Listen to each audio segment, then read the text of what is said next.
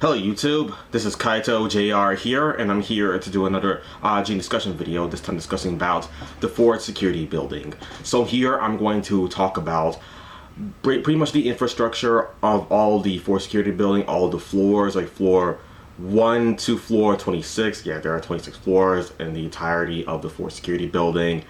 Not only that, but just the entire plot throughout chapter 31 and to chapter 43. Yes, that is the entire Ford security arc right there. Just chapter 31 to chapter 43. That's it. Just 12 chapters that we just covered, that I covered in my Ajin Demi-Human manga chapter reviews. It's there on a playlist on my channel, so you can go check that out after if you so please. But right here, I'm just going to delve right into the Ford security building. I guess I'll talk some stuff about Keiichi Kai and Naomi Lee, since Keiichi Kai, he was the president of the Ford security building, but is now currently dead. Naomi Lee is still alive, but she's probably just in hiding right now. She doesn't want anything to do with that building anymore because what happened. Her president just died by Sato. Because yeah, you know the whole thing where you read through the manga. You first started with chapter 31. Yeah, chapter 31, that isn't like the first time we've ever heard of the Ford security building. We've got some setup back then, like before chapter 31. That's why we just went to chapter 31. It was like, oh, okay, we're here at the Ford security building. This is the first time we were been mentioned to it, so let's do this. But no. Now, we have some mentioning before chapter 31. It was like around chapter 28, something like that. It was like around there. Could be chapter before that, but yeah. We had some setup, so I'm trying to say here. And it went on to 12 chapters until chapter 43, where then we were getting ready for the Iruma base. Yeah, that whole arc there, where Sato is planning to take some planes, take over all the Iruma base first, yeah, and then take the planes, take all the F-15 fighter jets, and then just pilot them all the way into numerous buildings all around Japan, mostly Tokyo, try to take as many buildings down from there as possible. Yeah, so that's what Sato was trying to do there. But yeah, at the Ford security building, this is where Sato was trying to complete most of his kill list. Yeah, he didn't kill Tosaki yet, and Tosaki was on the kill list from the second wave that Sato was in at the time. Now all of his waves are completed currently in the manga, but yeah, this is when Sato was still in his second wave. He was still trying to complete his kill list.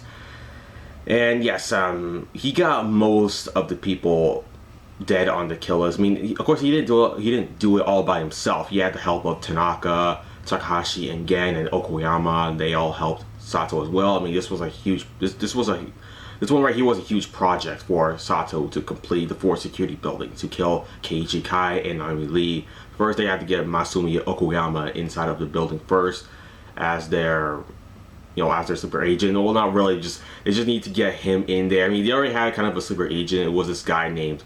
What's his name again? I forgot his name. But yeah, they had someone in there. It was like some sort of guard. He was trying to get information for Sato. I guess he didn't get paid enough, so he didn't really give a shit about his job. So he just betrayed his own men, his own comrades in arms, with the guards of the Ford security building, and Keiichi Kai as well betrayed that guy too.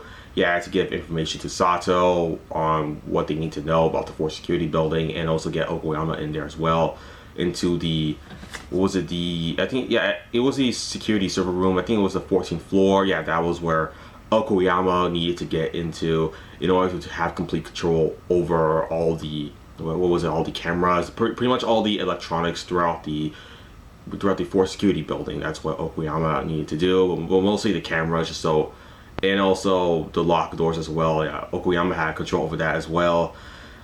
So let's see. But yeah, that was what Okoyama did there. He accomplished what he needed to do. But yeah, I just wanted to go through the first floor, and that is the lobby. That's just pretty much the first place where you just enter the building. You just go to the lobby, and then you see some elevators, probably some stairs in the sides as well. You probably see this dude in the counter. He's like, oh, hello there. Welcome to the Ford security building. Do you like what you see? How can I help you today? Yeah, so that kind of stuff. But yeah, of course, the inside of the first floor, the lobby, has this sort of thing, kind of like the airport does, where it checks if you have any weapons on you. You just go through the X-ray thing, just like I said in the airport. You have to go through it, because if they find any weapons on you, it's gonna be confiscated. You're gonna go into prison. It's questioning why do you have this gun with you? Are you working for a terrorist group? Yeah, they're gonna do that kind of stuff, but yeah, just make sure you don't have any metal stuff on you, or else they'll check it to see if it's okay to bring it into the fourth security building. Which, I mean, okay, first of all, Okuyama, he went through the first lobby, the first floor of the lobby in order to get to the mechanical, the security server room. Sorry, the mechanical room is in the 10th floor. The security server room is in the 14th floor, and there are no sprinklers inside the floor as well, because if the sprinklers go off, all the water will just go onto the papers, onto the electronics, and yes, water is the natural enemy to those electronics and paper as well. They don't want to mess up any of that stuff, so instead of the sprinklers, they just have carbon dioxide to nullify any fire that just somehow reaches into the sorry, I keep saying that, no, the security server room, they don't have these sprinklers inside the 14th floor. So Okuyama, he took advantage of that, and he lit a fire, and it was onto this, what was it again? This trash bin with paper inside of it. It was like rubbish paper, trash, stuff like that. Okuyama, he just lit the whole thing on fire, and then everyone just rushed out of there immediately, because all the carbon dioxide was about to get released, and then people would have been killed if they just stayed in there. So it was an emergency. But you see, Okuyama's IBM he was in the front of the door blocking the way, so nobody would have been able to escape, and then everyone in there died, as well as Okuyama as well. But since he's the only Ajin there, he was able to reset and just continue on what he needed to do inside the security server room, and just do his stuff there, like I just talked about with Okuyama in his role with the fourth security building. And he just remained there until he was just taken down by Tosaki and Izumi, and then that kind of stuff happened there with Okuyama. He didn't really do much of that. He helped a lot with Tanaka, Takashi, and Gen to maneuver around the fourth security building, because they didn't know where they were going. Only Okuyama had the map and know-it-alls as well. But he was, like I said, he was taken down by Tosaki and Izumi, and Tosaki and Izumi were able to take complete control over the security server room, as well as complete control over all of the fourth security building after that. But that was a lobby I just talked about. I even talked about the security server room, 14th floor, so do I have to keep on talking more about that? Not really, but I mean, the second and 13th floor are all offices with identical layouts. I mean, this is where all the people who just come from, who just go back home, they just enter the fourth security building again to do some office work, just typing, that, just for, just for the sake of, Keiichi Kai, because Keiichi Kai, he's the he's the president of the fourth security building, he's the boss, so he just tells his men throughout the second and 13th floor, the offices with identical layouts, because they all just look the same. The offices just it's a lot. You can imagine like the second and 13th floor are all offices that just has computers and stuff like that. All the men, they just do their work, like I said, just type in. I mean, we didn't get to see because Sato was already just in there. Tanaka, Takashi, again, they were already in there, just unloading bullets everywhere. Everyone's evacuating, so we didn't get to see exactly what they were typing on. But I'm pretty sure it was like for security related crap. So it was that kind of stuff. So what else can I say? But let's move on to the 10th floor. So just right somewhere in the second and 13th floor, there is the 10th floor, just right in the middle of it, which is the mechanical room. This is where this is where Kei, Nagai, and Ko Nakano went to while they were inside of the fourth security building. Well, where Tanaka, Takashi, Gen, they were just doing their stuff, running around the fourth security building, causing their mayhem, with Okuyama helping them in the shadows within the 14th floor. The mechanical room is where all the electronics, it's pretty much where the generator is located at. This is where you control all the fourth security building. Yes, the security server room manipulates this, but the mechanical room is where all the stuff is located. Like I said, the generators, the backup generators, all that stuff. So the heaters, most likely the water pumps, where all the water comes from, is from here. Pretty sure it connects to the sewage as well, and that's why they call it the infrastructure. This is all of it right here. But that's where the mechanical room is pretty much it. It's like the 10th floor. That's what it's all about. Kei Nagai and Ko Nakano just stay here. They even wait here and hide from some of the guards of the fourth security building, and they end up fighting Sato here. They confront Sato for the first time, and quite a while here at the 4th security building in the 10th floor, the mechanical room. They had a little fight here. I mean, some stuff inside the mechanical room kind of blew up because of Sato coming in here. And yeah, that's where all the hell started right there. Just like Sato just blew up. I think it was a generator or something like that. That's why. Yeah, it was a backup generator. So that's why they weren't able to get electricity back on air within the 4th security building. Yeah, the entire 4th security building throughout its span. Yeah, the entire arc. Yeah, it was just a freaking cage mostly because you couldn't get out. Like the 4th security building was just a complete bird cage. That's what all it really was. I mean, inside the security server room, I think, yeah, the whole place was that Tosaki shut down the whole place because Kei told him to do that because Sato was already in here, so Sato wouldn't be able to escape. Sato would just remain inside of the 4th security building, and he will be taken down from within there by Kei and the others.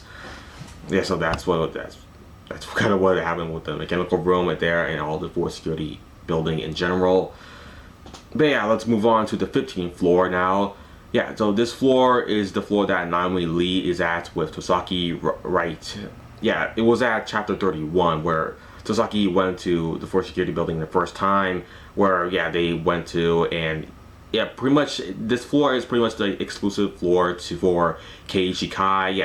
Yeah, so pretty much the 15th floor is where Keiichi Kai lives. Most of the, yeah, probably should just say that immediately, but yeah, I just kind of wanted to go on, but whatever. Yeah, Keiichi Kai, he lives in the 15th floor. He doesn't usually go home. I mean, maybe when he has breaks, maybe he'll go home and see his family. I mean, does he ever have a family? Yeah, I'm pretty sure he does. I mean, why wouldn't he have a family? Yeah, he has a family. I mean, I feel kind of bad for them because the Keiichi Kai's now dead. I mean, they got the little kids and their wife lost their father forever. I mean, it's gotta be pretty rough. But yeah, I mean, this is where Kei Nagai, Tosaki, Hirasawa, when he was still alive, rest in peace, Hirasawa, Manabe was there as well, and the others, yeah, Ko, of course, I mentioned Ko, Izumi, yeah, they were all there within the 15th floor. They were just there waiting for Sato to show up so that they can capture him. And Sato, he kind of showed up a little bit later than they were expecting him to. So yeah, the whole plan didn't work out very well because Sato was so unpredictable. I mean, at the time, they didn't really get to understand Sato very well and how he does this thing, so that's why they just expecting, alright, we're gonna wait here, Sato's gonna show up. Once he does, we're gonna freaking capture him, and then I'll be able to get my life back, right? Yeah, okay. Not really, Kei, but he could try. I mean, why not? I mean, yeah, you gotta take down Sato. I mean, okay, to be honest with you, Kei doesn't really want to do that. I mean, it was kind of just Ko Nakano's idea to push Kei to help.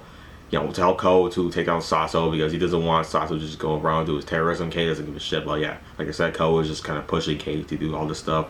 And Kei's like, why not? I guess I should pretty much defeat Sato. I mean, he is doing all these bad things, so I guess I should do something about it and not let him just kill everyone. I mean, I kind of like Japan's infrastructure too as well. So, I mean, Okuyama does as well. So yeah, that's why he turns on Sato and just leaves. And now Okuyama, currently in the manga, is on his own now. So. But yeah, that's the 15th floor right there. It's just Keiichi Kai's home. That's where he just resides. His kitchen is there. His bedroom's there. He has his own floor. He even has his own bunker, I believe, in there as well, where Sato was trying to get into. But then, yeah, he managed to get inside the bunker by doing his thing, his little trick. Yeah, so that was pretty interesting. Yeah. Okay, so since we covered the 15th floor, let's now cover the 16th floor to the 26th floor, because like I said at the beginning of the video, yeah, there are 26 floors within the 4 security buildings. Yeah, it's a pretty big floor. Yeah, a lot of floors. Definitely, I mean, there's like 10 floors for just the research department. Yeah, so the 16th floor to the 26th floor are all the research department. This is where they research all their new technology that they invent within the, well, not really invent, they just use this technology, I guess, to sell to other companies and to other people, maybe to bring to the stores. And then, they just research some prototypes here. Yeah, just anything they want to create here at the 4th security building. They just create the prototypes here at just between the 16th and 26th floor. Like, yeah, 10 floors, just so they can test prototypes and just maybe some.